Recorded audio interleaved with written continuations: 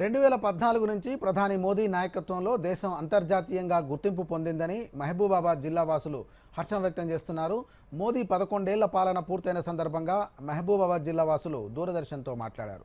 మహిళలకు పెద్దపీట వేసి ఉజ్వల యోజన పథకం, ఆడపిల్లలను సంరక్షించేందుకు బేటీ బచావో బేటీ పడావో, ముద్రా యోజన వంటి ఎన్నో సంక్షేమ పథకాలు ప్రవేశపెట్టారని అన్నారు.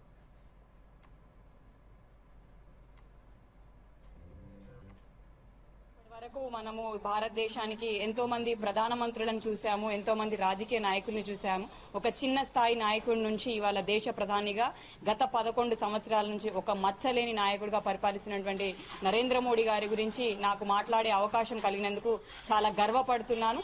చాలా ఆనందదాయకంగా ఉంది.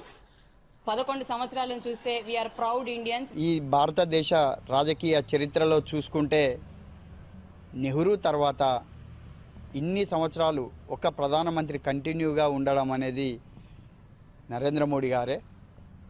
అంటే వారి పరిపాలన దక్షత ఎట్లా ఉన్నదనేది ఈ ఒక్క విషయంలో మనము అందరం కూడా ఆలోచించవచ్చు.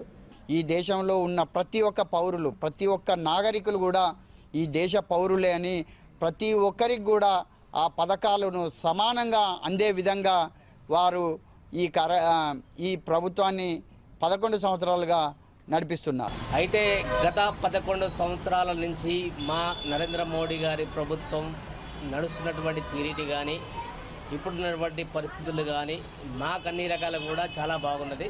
నరేంద్ర మోడీ గారు లాంటి ప్రధానమంత్రి ఇంతవరకు ప్రజెంట్గా ఫస్ట్లో మేము చూసిన సర్దార్ వల్లభాయ్ పటేల్ చూసాము. ఆ తర్వాత నెక్స్ట్ చూడడం అంటే జరిగితే ఇప్పుడు నరేంద్ర మోడీ గారిని ఆపరేషన్ సింధూర్ని విజయవంతంగా సక్సెస్ చేసినంత మంచి గొప్ప ప్రధానిగా మన నరేంద్ర మోడీ గారు దాన్ని నిర్ణయం చేసి దాన్ని కంప్లీట్ చేయడం జరిగింది.